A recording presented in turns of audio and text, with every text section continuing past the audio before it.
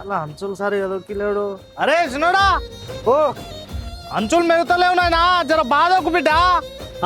సరే సరే. గడ్డి మెగుతలేదు, ఏం మెగుతలేదు, పిల్లగాడు ఇట్లా దొక్కబట్ట. సార్ ఏమే మనిషి ట్రాక్టర్ కిస్తు కట్టవా? ఇంకెన్ని దినాలు తిరుగుతావు ఇట్లే దొంగలాక? ఫోన్ చేసి ఫోన్ అవుతారు సార్.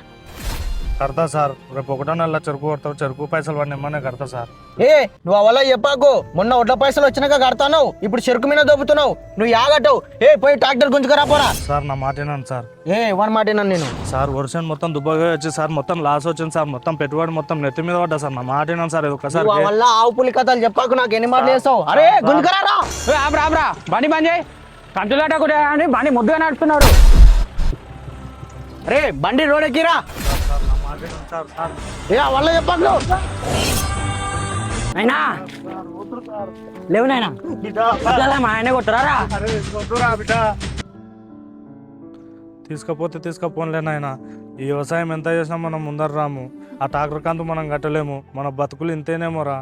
ఈ వ్యవసాయం మంచిదిగా చిన్న, పంటకు ఏదో రోగం వచ్చి తెగులు వచ్చి నాశనం అయిపోతుంది. లాభం దేవుడు ఎరుగురా, పెట్టిన పెట్టుబడి వెళ్తలేదు.